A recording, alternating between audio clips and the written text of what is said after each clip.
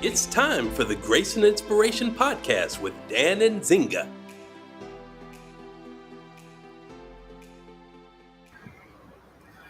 Greetings and welcome everybody to another great episode of the Grace and Inspiration Podcast. I have three wonderful guests with us today. You guys are in for a wonderful treat. We're going to have, as usual, very deep conversations with these great people. And I'm going to give them a chance to introduce themselves so you know that why I believe they're great people and why you should be listening to them. But first, I always talk about why we call the show Grace and Inspiration. It's Sunday. What does grace mean? Grace can mean many things, but one of the things that it means is getting more than you deserve, in the sense that God gives you grace. You got extra stuff. Grace can also mean when you do something wrong and you should get punishment, but you get love. Someone gives you grace. We were late 5 minutes, 6 minutes on the call. I hope that you guys can give me grace. These coaches are giving me grace for being here because I am not paying them and they are coming on the show to give us graciously. So grace, it also means something that's ease and comfortable. A ballerina is graceful. So this is what I want you guys to come out to get from the show, come out of the show with a sense of grace in all of those meanings, being graceful, gracious. Gracious means like thank you, and in different languages. And so that's the energy that we want, is that we are being blessed, given more than we deserve, getting extra stuff, and that's the emotion that we want to feel, because we have a very great call with a very knowledgeable people. Now, why do I call it inspiration? Grace and inspiration. Inspiration is, I believe that everybody can inspire somebody else. No matter where you are in life, there's other people that haven't got there yet, and they think they can't get there. And your story, your example, you being the light can inspire other people. So, grace and inspiration is the name of the show. That's what we want. I want you guys to walk out with feeling out of grace, like, wow, that was really cool. That was really good. I got that, and being inspired and having the desire to inspire other people. So that's the Grace and Inspiration podcast. And that's definitely, we're here again to continue being graceful and being inspiring. So, first, I want to introduce my three guests. I'm going to let each of them just say a little bit about, where they are and what they do in the personal growth world, and just whatever you can, 1 to 2 minutes or more about yourself. And so whoever wants to go first, speak up, or I'll just call somebody. Tina, you're on mute. Yes, I'm on mute now. Good morning, good evening, good afternoon. Hi, Dan. Hi, ladies. I am Tina. So excited, as you can see, to be here. I got here in the nick of time, and I am a life and health coach. I always say I'm that person that's going to take you from good to great to amazing. And I partner with elite, high achieving women who have gone through a trauma or tragedy. And I like to call this word a traumedy. Some people may think it's a comedy, but it's nothing like comedy at all. It's when something rocks your world, right? And these women get stuck either with their fitness, their relationships, or their finances. And I work with them with my coaching, my events, or retreats. And that is what I do. I'm so excited to be here today. And I'm throwing a mic up in the air to whoever wants to go next. Hello, thank you, Tina. Great to meet you, Dan. Thank you for having me. And my name is Cassandra O'Connor. I'm here in southern Mexico. I'm an interdimensional healer and evolution coach. I do DNA activation and DMT breath work. And I'm living on a dragon line in Mexico, and the earth here is initiating people into breatharianism. So I'm opening a pranic living center here, which helps people heal through the most simple elements of our own breath, our connection to the ocean, and learning how to nourish directly from source, the source of light that's within us, and learning how to create and access that, and also learning how to literally nourish directly from the sun and from our own breath. And I do all of my work by donation, and my website is lovelikeanocean.com. Love it, love it. And we can hear some chickens in the background. So Oh yeah, there's chickens in the background. I'm going to be muting myself from time to time. I just want people to know that you're the real deal. She, walks around barefooted, feels the earth, is the real deal. She did a lot of different sessions with in the community for breath work and great sis. So it's great to have you back. Thank you so much. Thank you. Yeah, all of the plants around me are edible. This is a mandioca tree or a yucca tree. This is edible. I have pineapple and nopal here. I'm not a breatharian yet, but I have been learning how to nourish more and more from the sun. Awesome, awesome. Thank you, Dr. Uma. Hello, Dan and Cassandra and Tina. So wonderful to connect with you here. I am a holistic coach and, yes, a childhood trauma healing expert. I help busy professionals who are experiencing burnout to step into their leadership and gain confidence and show up like a boss. Well, my journey into this world began with my own history or my own trauma. I'm actually a dentist by profession, and I walked this path of healing myself. And now, doing this work, I'm an energy healer, a hypnotherapist, and also a quantum healer.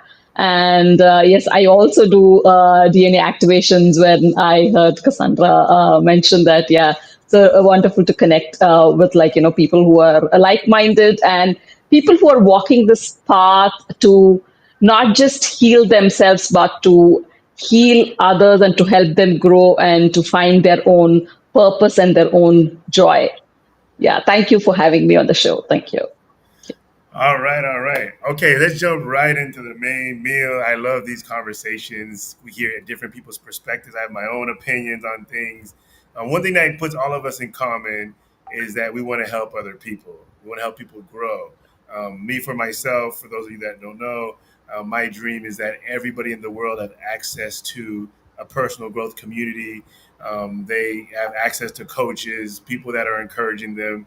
No matter how great you can grow on your own, you could always have done a little bit better with a little bit more support. So that is my thing. I have the inspiration community, and I just want it to be all over the world. I have a dream, like Martin Luther King, and my dream is that everybody has access, because I believe that people are working on their personal growth.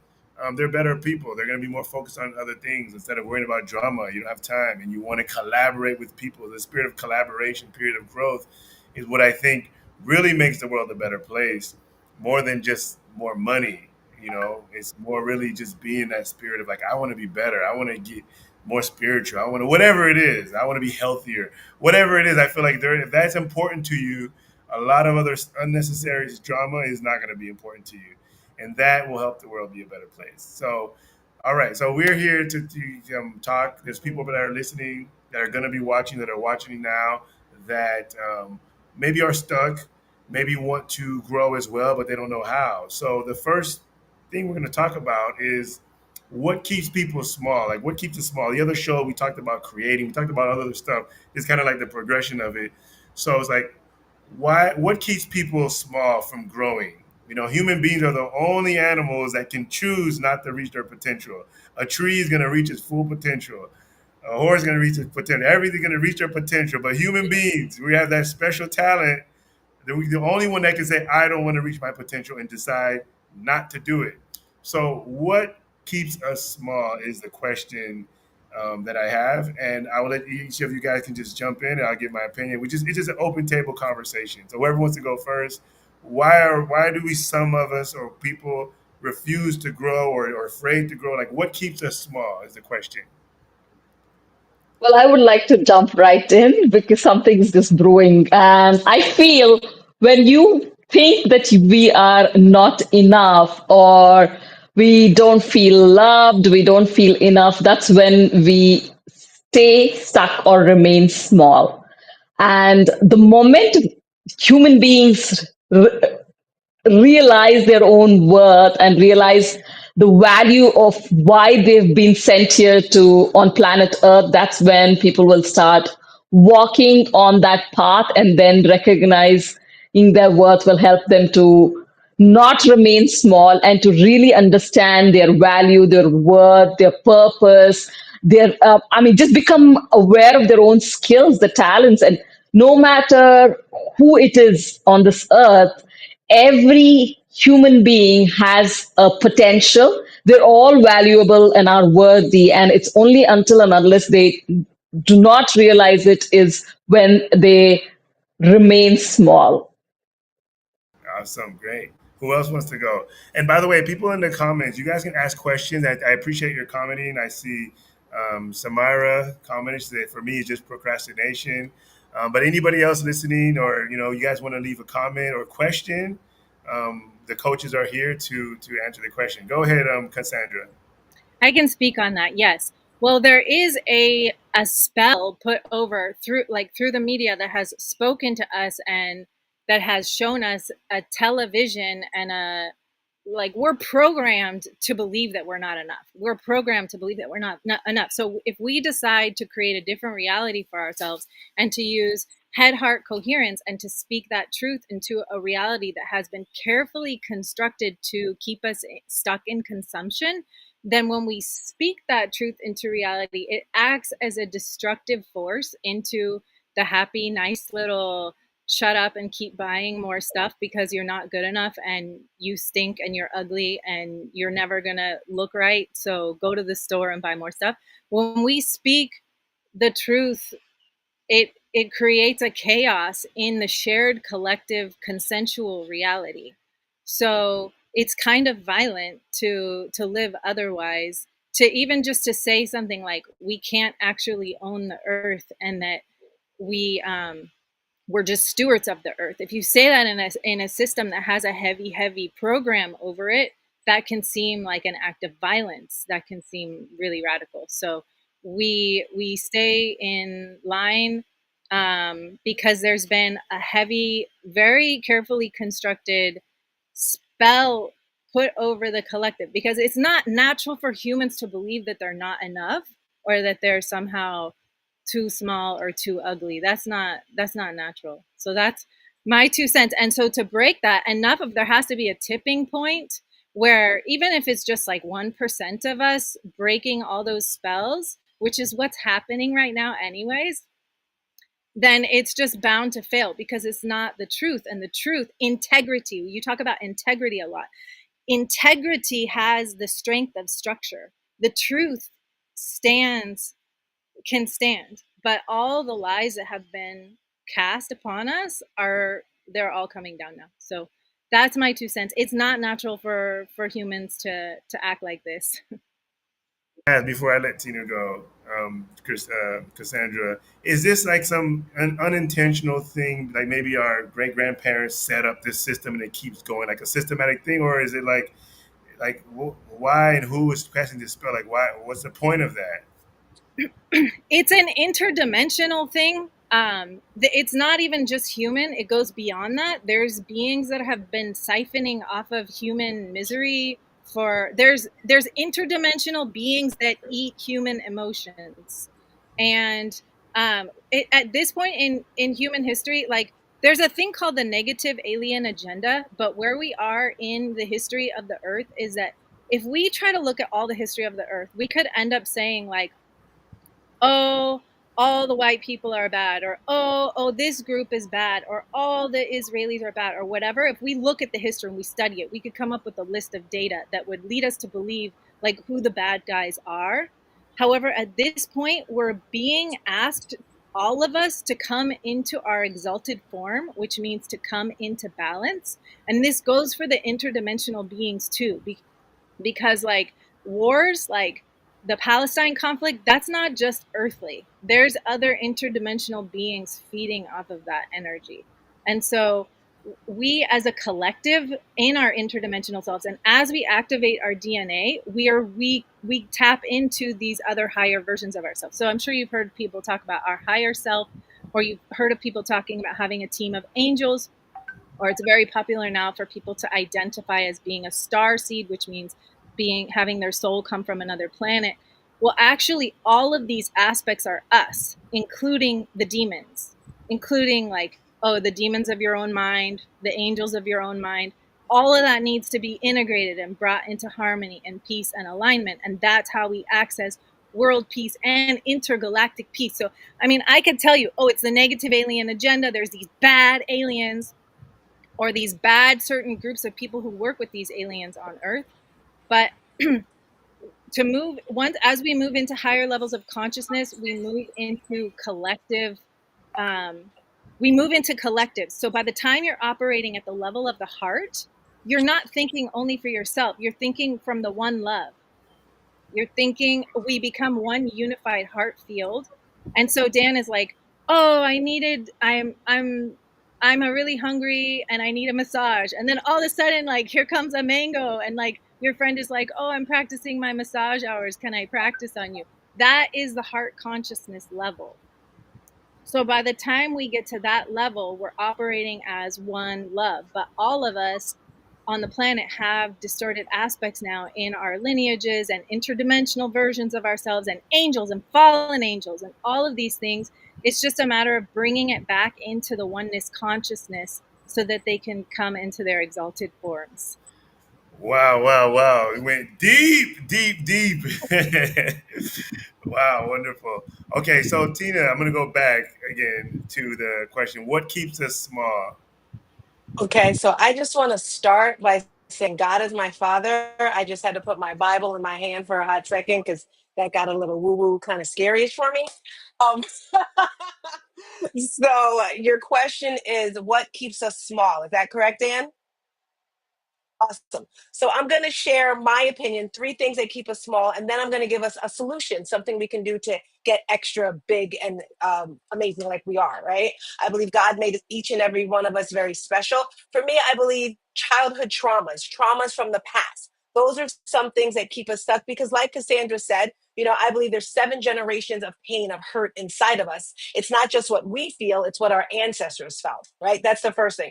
The second thing that keeps us stuck is not having boundaries. When you just let all sorts of people and energies into your space, that blocks your blessings as well. And the third thing is having limiting beliefs. A limiting belief is something that you think is true, but it's not. For example, when I first started teaching fitness, I thought I was too old. I thought I was too fat. I thought all these things that were not true. And a lot of people had these thoughts that are not true, and they just keep feeding them into their head. So those are my 3 reasons why I think people don't grow as big as they can. And something you can do that has helped me is to journal. And then once you start journaling, you're pouring all of these energies out that aren't good for you, that's not positive. For example, after my big traumedy, and if you're just tuning in, I said a traumedy is when the energies of a trauma and a tragedy collide. Everyone gets these things, it rocks the world.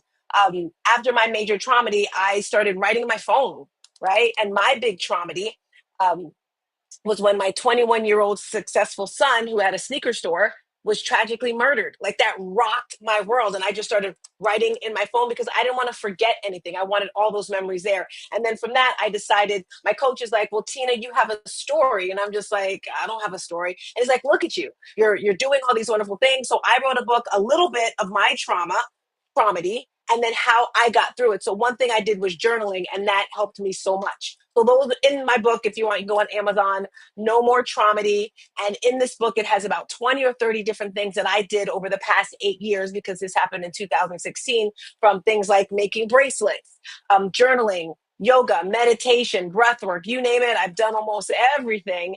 And those are things to help you get through so you don't have those limiting beliefs or those things that are going to keep you stuck. That's my answer. And read the Bible. Get the Bible. I was looking for a Bible verse, but I don't know any. But yeah, read the Bible, pray, all that great stuff. Thank you for your answer. And what I love about, particularly the inspiration community, we have so many different leaders and different thoughts, and everybody's comes from a different angle, and so it's great. It's great for the audience. It's great for people that are searching. They might not resonate with one thing; they resonate with another, and so it's great. So I want to ask a question, Tina. Actually, you said something interesting. I think you're saying that people who are small are people who are believing lies, people who are living lies in their heads. You guys said that. So when somebody's small, it's just the goal is maybe to free them of their own lies. Is that Exactly. Even with like money mindset. A lot of people have a scarcity mindset with all things. Well, not all things, most things in their life. You have to think big. I'm actually reading this book right now, and it's talking about trauma, how people get stuck in that trauma. It's actually called The Courage to Be Disliked.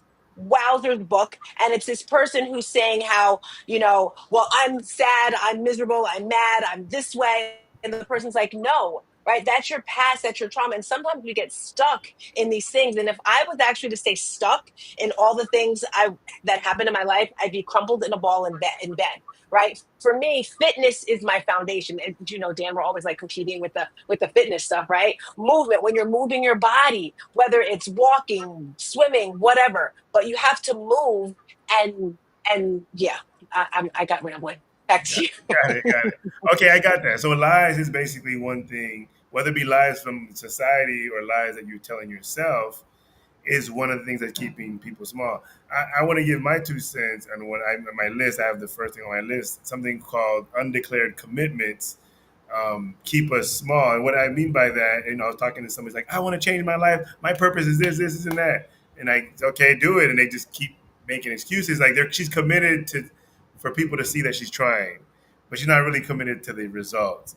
And some people say, oh, I want to have this great relationship, but then you're not doing exactly what you need to do. So it's like, are you really committed to that? Are you committed to making you feel like you're trying hard, or like something else? Like, I want to be in shape, but then you're not eating right.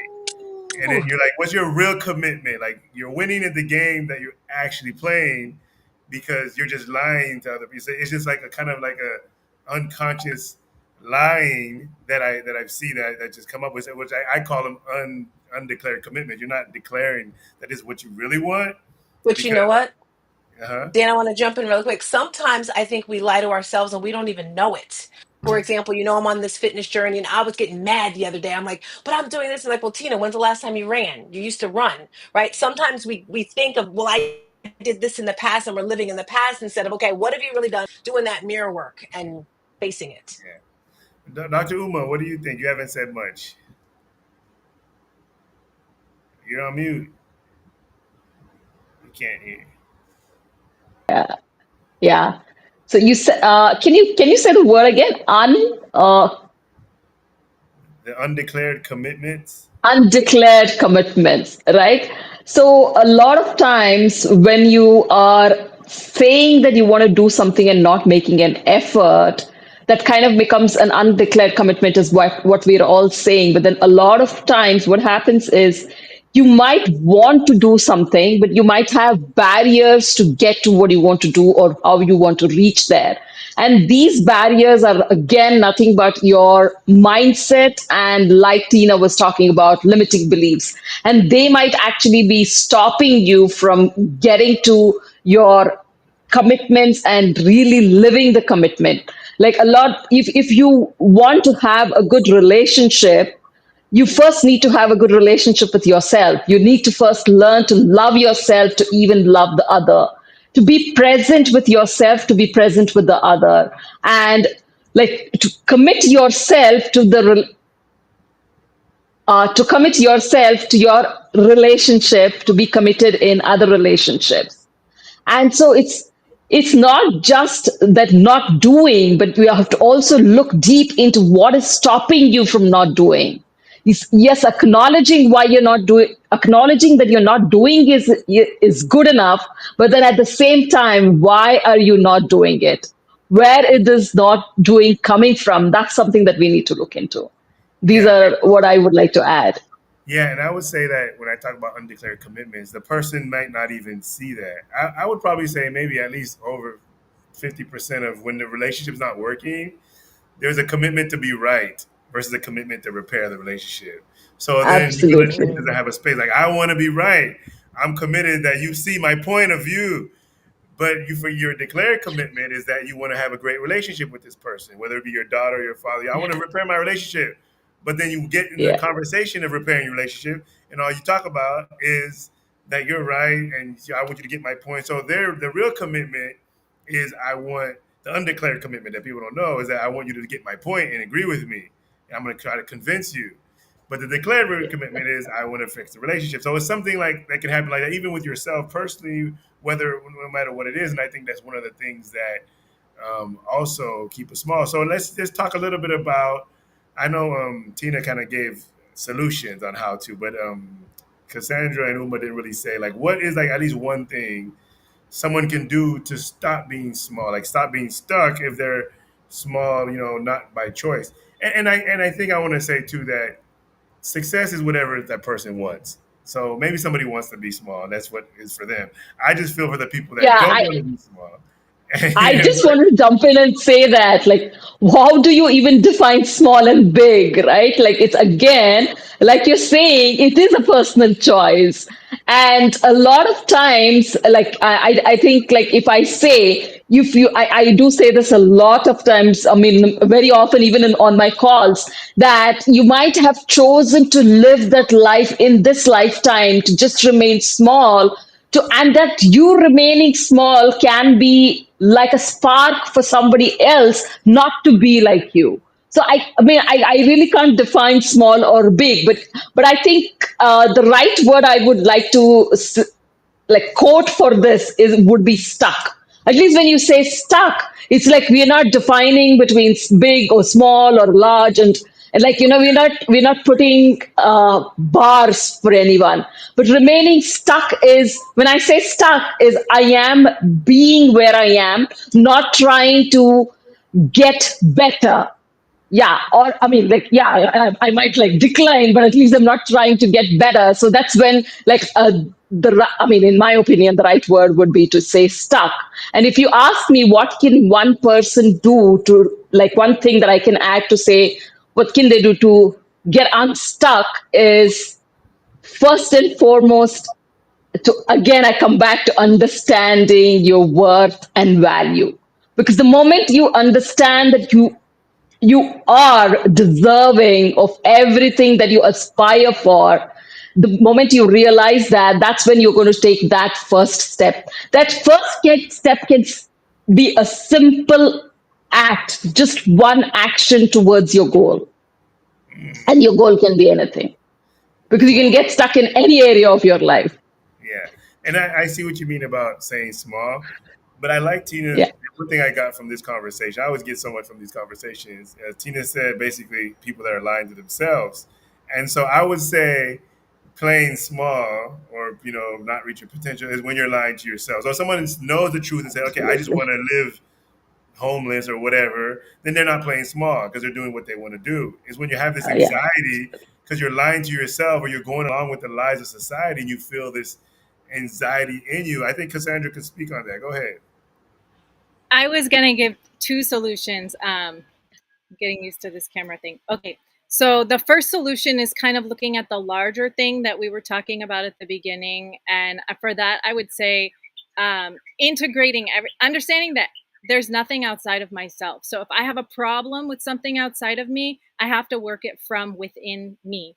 So, and then the second part is just shadow work. What you were calling like unspoken commitments, I call shadow contracts. So the way to bring the shadow into the light is by speaking it and naming it. So sometimes we have a shadow contract with a friend that we're just going to hang out and like make them feel better about themselves, or we're in these unspoken contracts.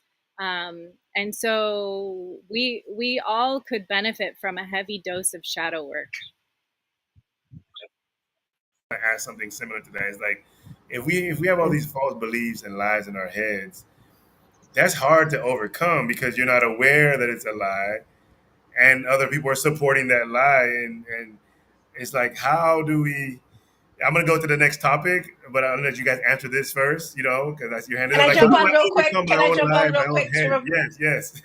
I have just really quick because I just want to add on because I'm that type of person. I like things I can do right away. So I was thinking some things you can do to build your self-esteem up. One of them is you can borrow it from someone else. And I used to do that all the time. For example, when it came to fitness, I would look at pictures, and I just thought of another one, making a vision board. That's something else can do. Another thing, you lead this, Dan, join a community. That's going to help you build your confidence. That's going to help you do that. Another one, I am statements. Make sure you're doing I am statements. And then the last thing that I have here is do one brave thing a day, something you've never done. And I like to do this once a week is when is the last time you've done something for the first time? So I just wanted to throw some more action steps out there for you.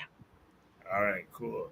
All right, wonderful. So here I'm going to kind of ask another question about, because we can do all this stuff, but without being committed to your personal growth or committed to getting this.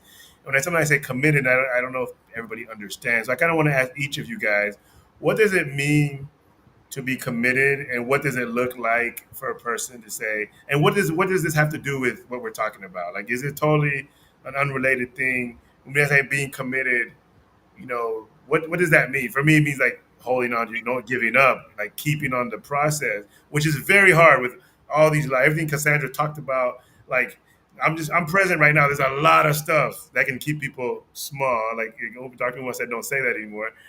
But like keep up people without being their full potential. So how Yeah. does commitment play a role in that? What is that? I kind of want to talk a little bit about the word commitment and how does it relate to what we're talking about. Whoever wants to go first, go. Yeah, so I could go. So commitment, when commitment is when you say that you're going to do something and you're going to stick to it.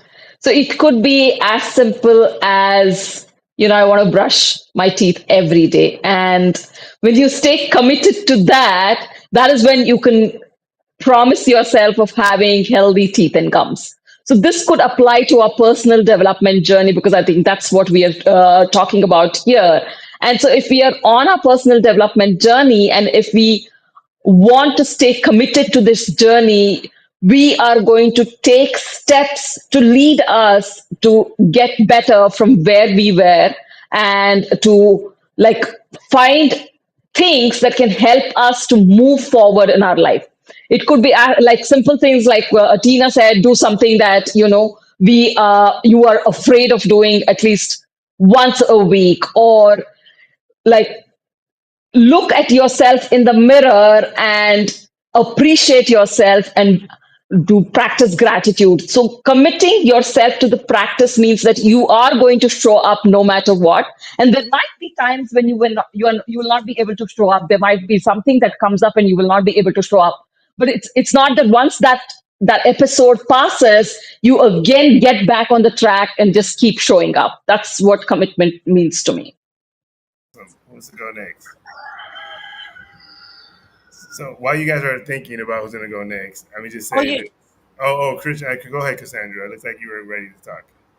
Oh, I can talk. Yeah. Let's see.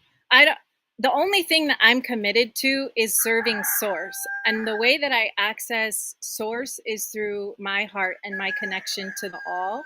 So I don't really resonate with the word commitment or how it's being presented here. It feels super corporate-y and like rigid.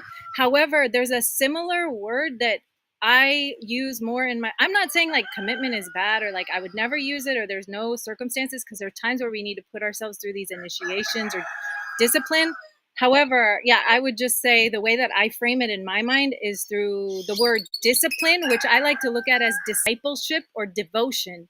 So then there still comes this heart centered aspect, because we can't really go against, when we go against our hearts, it's truly a disservice to the all, and it's a disservice to our own life and our own path. So, um, yeah, so if I say that I'm going to do something with a friend and then it's really not the right thing for me to do in that moment, and I know that because my heart is telling me and I can feel in my body might be giving me a hard no, like, no, you need to stay in and sleep tonight. I need to listen to that. Now, different people with different body systems may be getting their answers from different places. If you look at human design, different people, some people are more emotional. Some people, it may really benefit them to set up these systems of like mental stuff. However, that's not how I operate. So the only thing I'm committed to is serving source. And the only way I know how I'm supposed to be serving source in that moment is by listening to the truth of my heart. And a yes feels like this. Yes, it feels like expansion and excitement. And a no feels like a contraction. It feels gross. It feels off.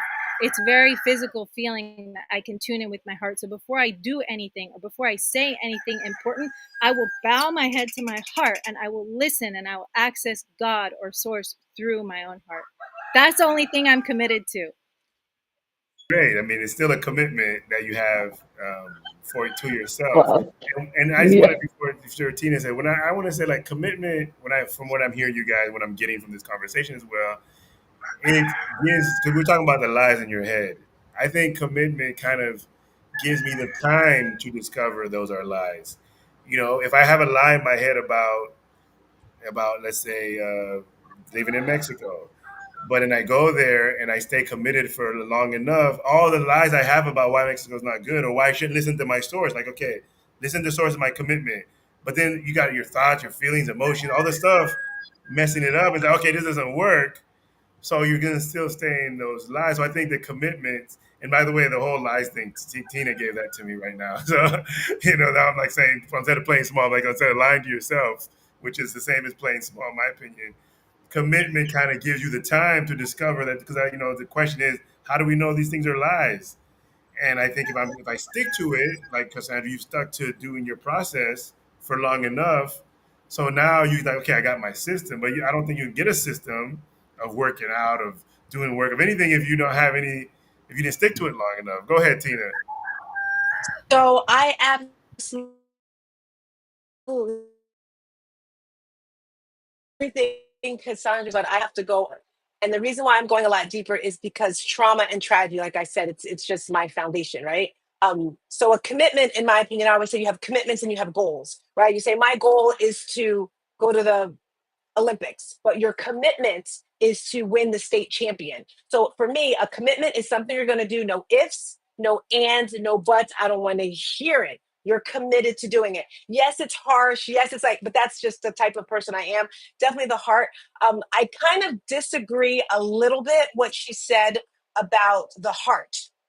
And I say that because when you have a broken heart, when your heart has been shattered,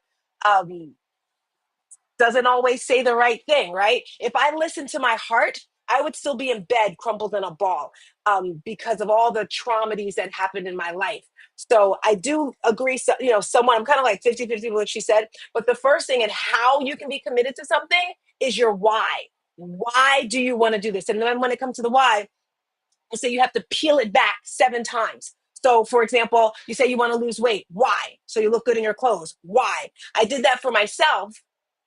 And I realized the reason why I'm so focused on fitness is because my father passed away at 49 from a massive heart attack, something that could have been resolved. So when it comes to committing, I'm committed to working with women to teach them how to overcome heart disease, because that's the leading cause of death in America. Small baby steps. This is my last part. Visualize, right? You have to see it. When you're committed to something, you got to have that faith. You got your sword here, your Bible. You don't really see it, but you have to have that faith. You have to visualize what it is that you want. And I think I answered everything. That's how you're going to commit to everything. Wonderful. Wonderful.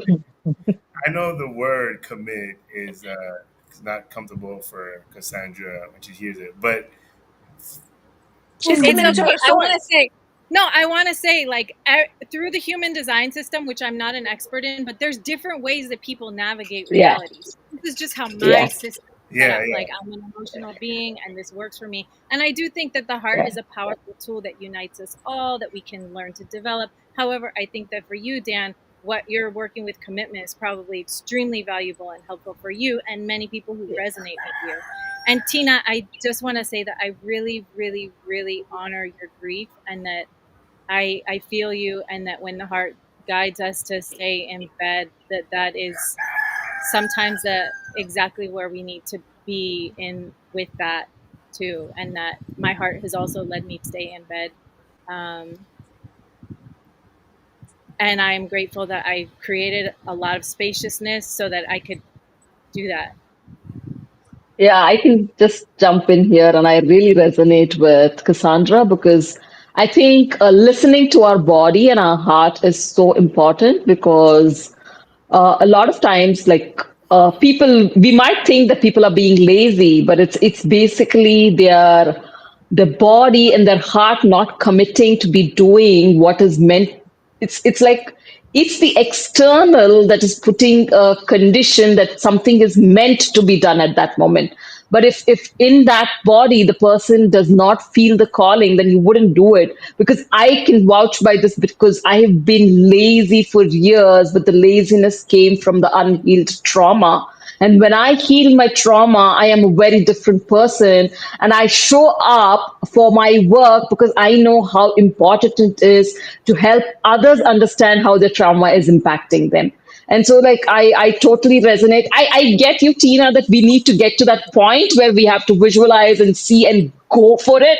But you have to be ready from your body, heart, mind, and soul to even take those steps. That's just what I wanted to add. Yeah, but like I really am loving these conversations, and I like enjoying them, and like I'm having goosebumps when people speak, and so resonating with each one of you. Yeah, thank you. Yes, and for both of you, this has been years. This isn't like an overnight thing. This was like 9 years Absolutely. of stuff. So these transformations don't happen like this. You can do things, but it takes Absolutely. years. I just want to make that clear. And I see both of them. Yes, yes, Someone could yes. be totally connected and still committed to something. If you told me to pick top five people that I know that are committed, Cassandra would be one of them. In my mind, she's very committed and she's not going to be pushed off of her thing. She's not going to be convinced anyway else. And I've known her for several years now.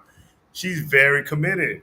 And so it's really like both of them can happen. You can be totally connected and also committed. And so I want to throw in another word in here so we can have the conversation. Where it comes, what about like responsibility?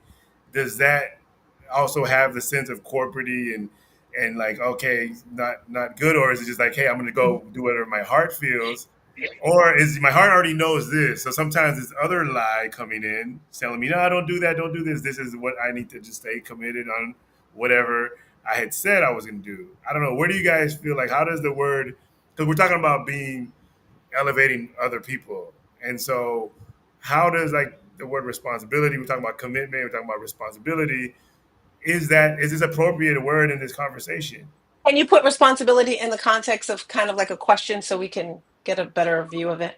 Okay, Yeah. responsibility is for me kind of like integrity, doing what you said you were going to do, which is kind of like commitment, right? If I commit to something, then I become responsible for my own word for doing something. I'm committing to something. It's kind of like the same thing in a way, but I think that responsibility, people look at it as like, it's not blame, it's taking ownership of something, taking ownership of your journey, taking ownership of where you want to go.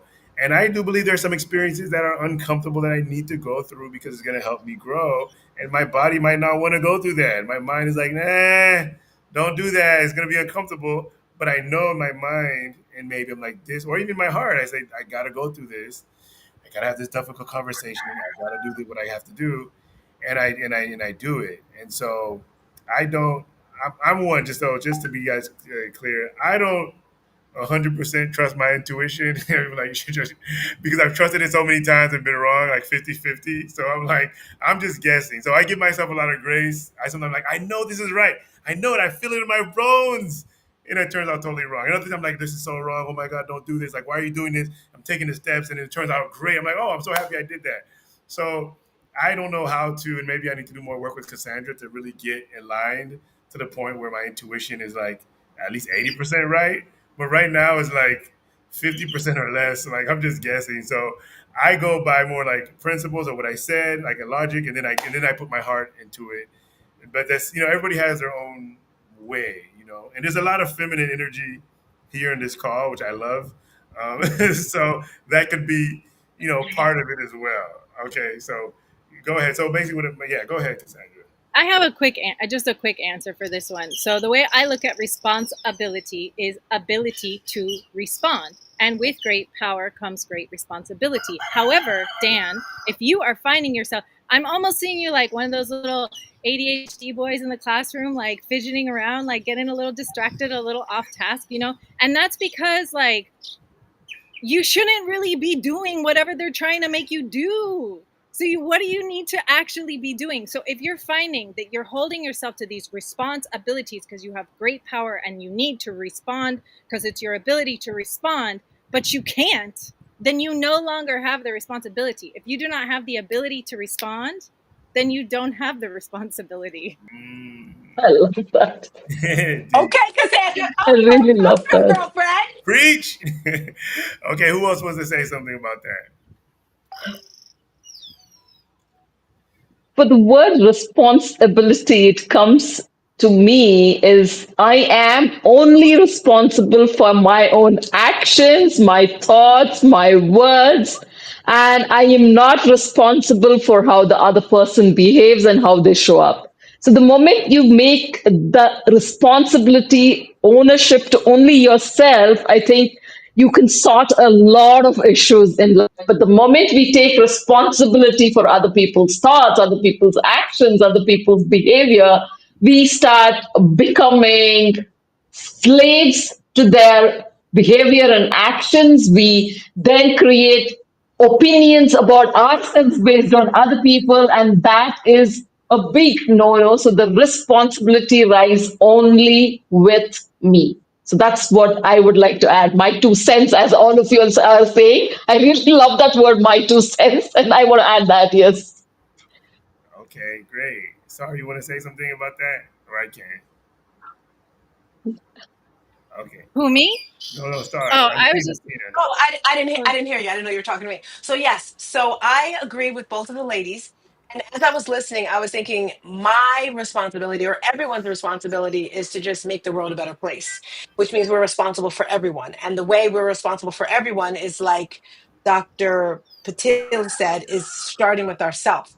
So we are responsible for me, myself, and I. That's who I'm responsible for. And I want to show up. So when people see me, they see light, they see love, they see kindness and joy. They see, oh, that's how I should live my life. So, like, forgive me, Cassandra said, I love that head down. I'm probably going to start doing that, Cassandra. Yeah, Before I make any decisions, yeah, me too. boom.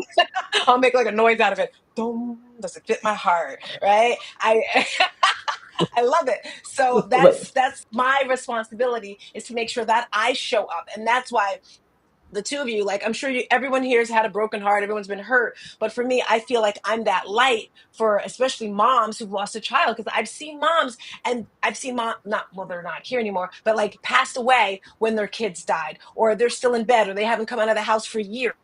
So I know what it's like to be there, and we just have to like take the time to be still, but then to push through. So for me, I'm responsible for the world, but it starts with me.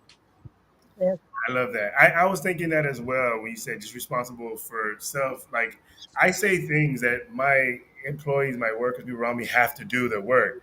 I have to be responsible for them and what they do, because I've given my word and because I'm here to teach them and train them. And so I see responsibility as willing responsibilities as power. And there is, like, I think what Cassandra was talking about was like some forced responsibility.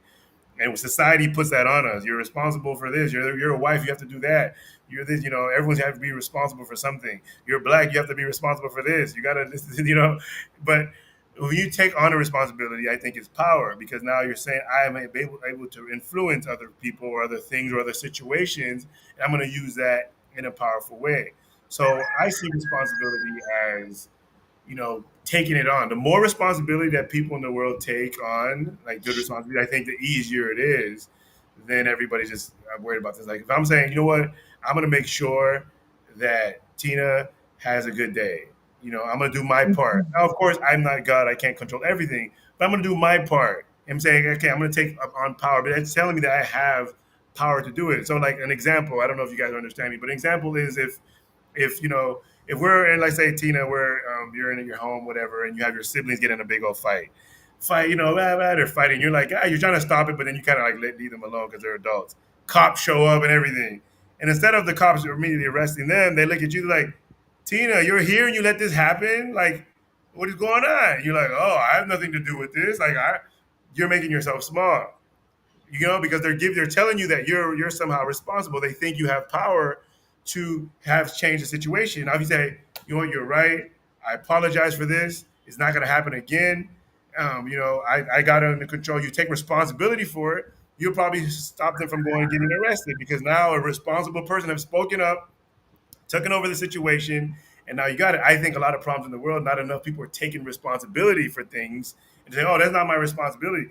I can take responsibility for cleaning the street. It's not even my job. And I can say, I'm responsible for that. And if it doesn't happen, I'll call people who need to make it happen and say, who's responsible for this? And I'm advocating for things. I'm taking on responsibility that not necessarily is mine, but I'm taking it on willingly, and then I get my power from it. So I think every time you people are avoiding blame, you're making yourself small. Anytime somebody's blaming you, they're basically telling you that you're more powerful. You're like, anytime someone's blaming me for something that I don't have control over, I'm like, oh, they must think I'm really powerful. Maybe I am powerful. Okay, let me take that on. All right, I'm gonna make a difference now. So that's how I see responsibility as basically, and blame. Someone's blaming me for something as access to more power. Even in a relationship, they're blaming me for their own happiness. I'm like, you give me a lot of power. Okay, let's work with this. So that's how I kind of see responsibility. And when it comes to playing small or being big, you have to tap into your power that you even have the ability to be committed and go out. I don't know. Does anybody resonate with what I'm saying? Want to add anything to it? Oh, yeah, definitely. I think what you said really made a lot of sense and resonated with it is like, don't take the blame, but like, think that people are blaming you because they trust that you have the power.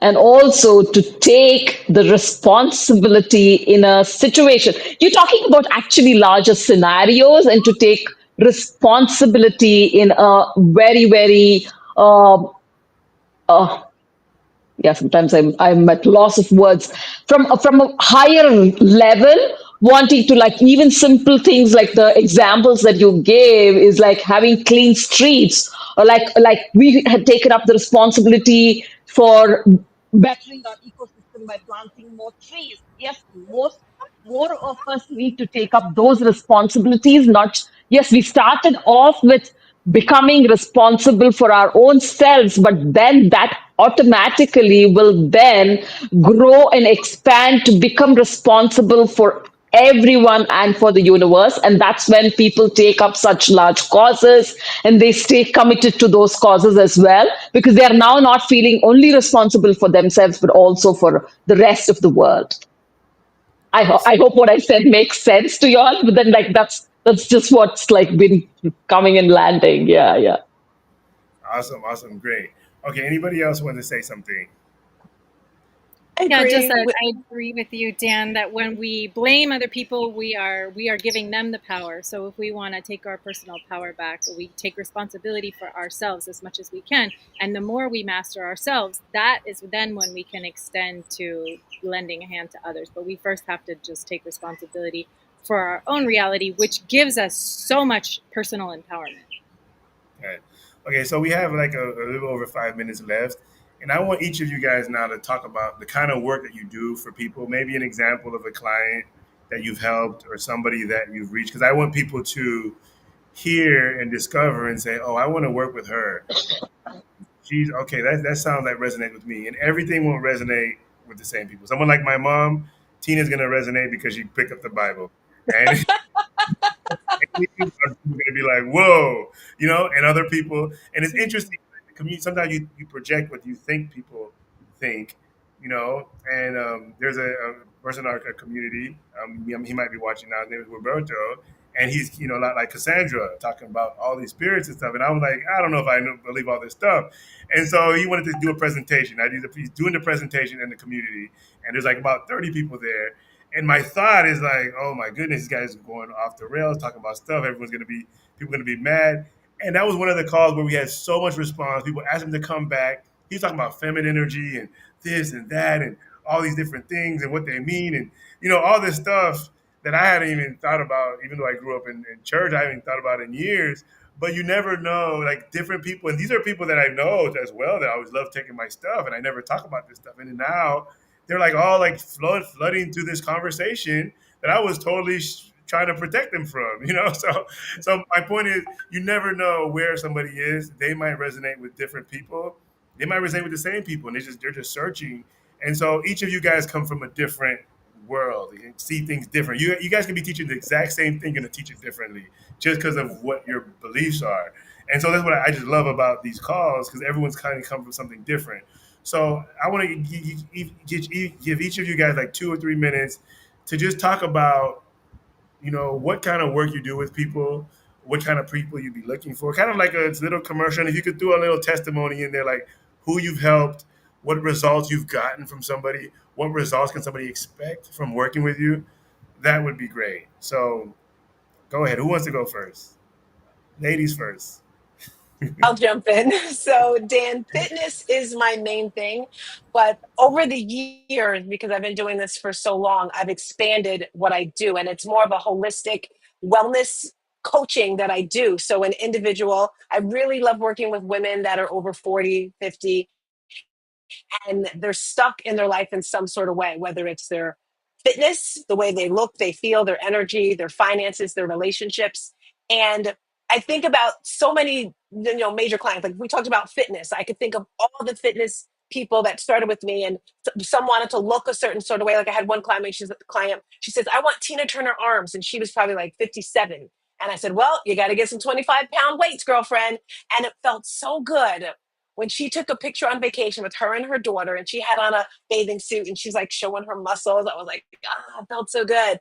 And then there was like this business client, this woman, she started with me and she had a dream. She had just graduated from college. She got her doctorate. And I'm like, oh, so you're Dr. Dale now. And she's like, but I don't have my certificate. I said, it doesn't matter. Well, diploma. It doesn't matter. You're Dr. Dale.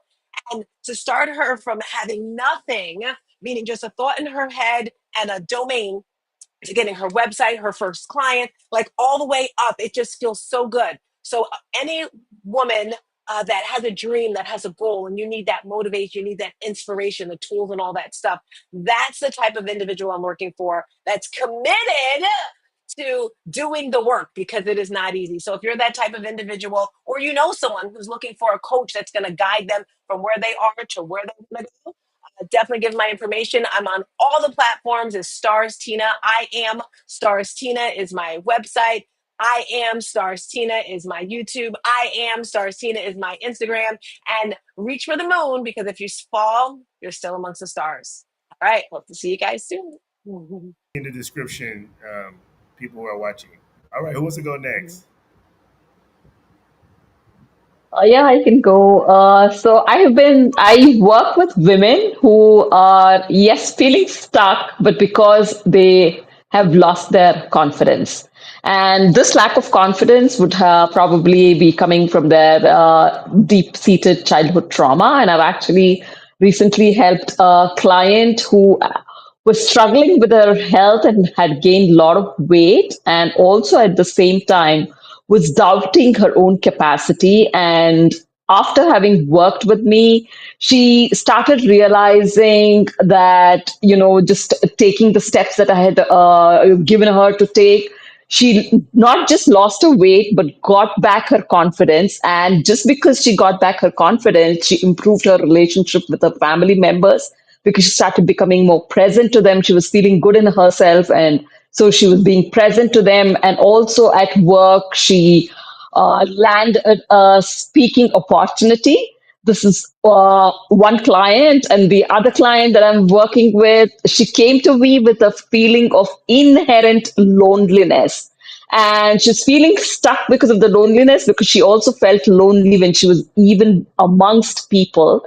And when we dived deeper into her childhood trauma, we realized that the inherent loneliness came from the fact that whenever she was hurt, she did not find the space to express herself, because she thought that her emotions would be a burden for others. And when we uncovered this, and then I told her to just keep reaffirming that she is not alone, and to reach out, and her emotions and her feelings are valid, and she needs to learn to express it with people, and not only just hold space for others, but also learn to be held. That's when she started making more deeper connections with the family, which she actually felt like an alien in her family. So if you would like to work with me, if you're feeling stuck and lack confidence, would like to step up your confidence, would like to improve all areas of your life. You can start from one area and you can go on to improve all other areas of your life. And you can find me on Facebook, and I'm also a part of dance community. Thank you. Inspiration community, yay! All right, Yes, inspiration community. Thank you so much. I love hearing about what everybody does, and I had to be taking notes to explain what I do. So let me give it a go here. I haven't done my what is it that you guys did, those Toastmaster speeches? I don't have my elevator speech ready, but here we go. Okay. I have a background in psychology, but I see things interdimensionally. So one of the first things I do is work with the ancestors and clearing the lines because we're emerging out of a dark age right now. So there's a lot of trauma just in the general collective field. So the first thing we want to do is really reestablish our roots as a blessing line, um, internalized in our psyche as something that's holding a pillar of blessings for us. And then so basically I put a spiritual interdimensional twist on psychological matters. And I have training in Tibetan Buddhism, Sufi, I'm a Sufi priestess, and I study all the religions, and they're all maps of consciousness. So I do my breathwork class, which has evolved. I've been doing it for a year now, and we're getting way out there. We started with very basic, kind of just clearing our childhood memories and getting in touch with our own essence. But what's happening now is our DNA is activating. So now we're working on integrating our parallel versions of ourselves. But I can use that same technique to work with childhood trauma and things like that. So I also work with people who have schizophrenia, who are often very gifted spiritually, but do not have the tools or orientation to understand how to navigate the astral plane, and they get lost in the astral mind. So just teaching them how to bring all the fragments back into the love of oneness. And they're often very powerful, gifted spiritual people, also looking at bipolar through the lens of spiritual awakening. So people who suffer from bipolar are often experiencing a spiritual awakening, and they're getting surged with all this light and all this power, but they don't have the tools. Like I said, religions give us a framework with which to navigate all of this information that we're receiving. So they're getting turned on, and they're getting these superpowers and stuff, and then they're gonna try to like go move some furniture, or I don't know what they're going to do with it, but they're going to get in trouble if they don't understand the nature of each dimension and how that can be understood in a way that makes their 3D reality beneficial.